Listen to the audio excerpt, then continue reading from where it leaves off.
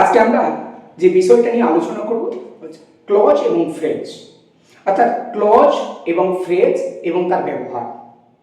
Clause মানে হচ্ছে বাক্যাংশ, ফ্রেজ মানে বাক্যাংশ। তাহলে এই দুটোর মধ্যে পার্থক্যটা কি?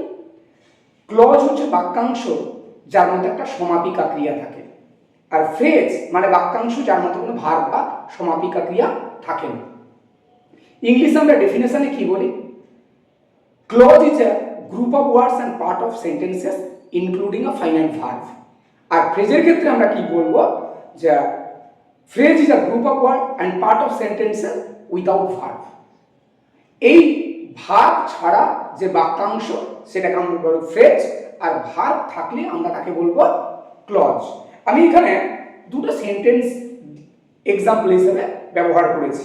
কি আমরা দেখতে পাচ্ছি যে I have a golden watch, এইখানে একটা পূর্ণ বাক্য। এইটা এই পূর্ণ বাক্য বা একটা সেন্টেন্স, একে যদি আমরা একটা পার্ট অফ সেন্টেন্সেস ধরি তাহলে এই পার্ট অফ সেন্টেন্স হচ্ছে এই অংশটুকু, অর্থাৎ আ গোল্ডেন ওয়াচ।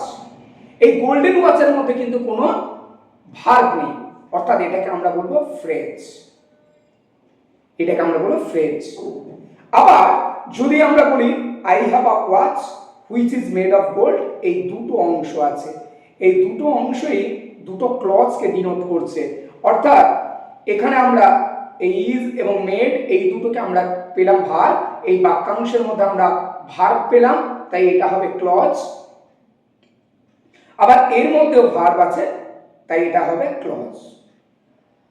তাহলে ক্লজ এবং ফ্রেজের মধ্যে যে ডিফারেন্সটা দেখলাম কি, একটার মধ্যে আমরা দেখলাম ভার্ব থাকবে আর একটার মধ্যে ভার্ব থাকবে না।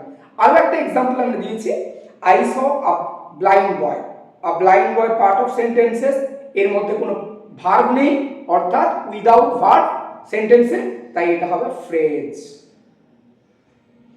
আবার এই অংশটাকে আমরা দেখি, যদি হু ওয়াজ ব্লাইন্ড, এখানে ভার্ব আছে, তাই এটা হবে ক্লজ। আবার এই অংশ যদি দেখি আমি, এখানেও একটা ভার্ব আছে, তাই এটাও হবে ক্লজ। অর্থাৎ যে পার্ট অফ সেন্টেন্সেস, অর্থাৎ বাক্যের অংশ বিশেষের মধ্যে আমরা যখন দেখব, এই অংশ বিশেষটা আমরা দেখতে পাচ্ছি, এইখানে এই অংশ বিশেষের মধ্যে ভার্ব আছে, এটাও একটা ক্লজ। আবার এই অংশ বিশেষের মধ্যে একটা ভার্ব আছে, সেটা ক্লজ। উপরে এই অংশটা ব্লাইন্ড বয়, এই অংশের মধ্যে কোনো ভার্ব নেই, তাই এটা ফ্রেজ। উপরে দুটো एग्जांपल দিয়েছি, একইভাবে ফ্রেজ এটা ক্লজ। এবং ক্লজের আবার বিভিন্ন ভাগ আছে, সেই ভাগগুলো আমরা প্রিন্সিপাল ক্লজ, সাবঅর্ডিনেট ক্লজ, এবং সাবঅর্ডিনেট ক্লজের আবার অনেকগুলো ভাগ আছে।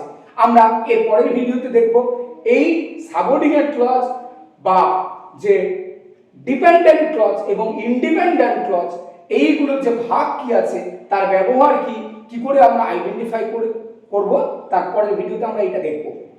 নেক্সট ক্লাসে আমরা এইটা দেখব।